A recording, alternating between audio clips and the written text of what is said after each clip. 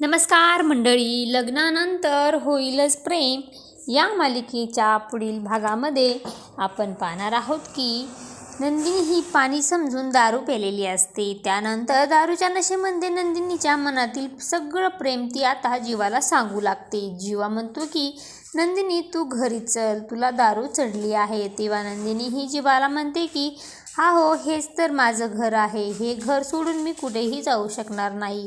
तुमच्या मिठीत मला राहू द्या ना, मला खूप छान वाटतंय. त्यानंतर रिक्षात बसून नंदिनी आता बाहेर जाण्याचा हट्ट करू लागते. दारूच्या नशेत का होईना, पण नंदिनीच्या मनात जे काही होतं ती जीवाला सांगू लागते. लग्नानंतरचा सगळा प्रवास आता ती जीवाला सांगू लागते. कशा प्रकारे अगोदर तुम्हाला हा संसार नको होता, त्यानंतर मलाही नको होता, पण आपलं नातं असं घट्ट बनलं की आता दोघांनाही हा संसार हवा आहे. हे सगळं काही आपल्या आयुष्यामध्ये घडून आणलं आपल्या लाडक्या बाप्पाने. तर जीवा म्हणतो की बाप्पाचा आशीर्वाद आहेच आपल्यावर, म्हणूनच तर एवढी प्रेमळ नंदिनी मिळाली आहे मला.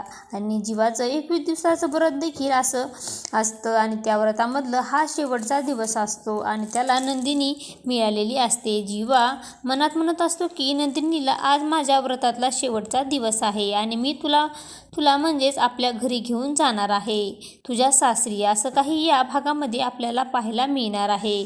अशाच मालिकेच्या नवनवीन अपडेट पाहण्यासाठी आपल्या चॅनलला लाईक करा, शेअर करा आणि सबस्क्राईब करायला विसरू नका. धन्यवाद.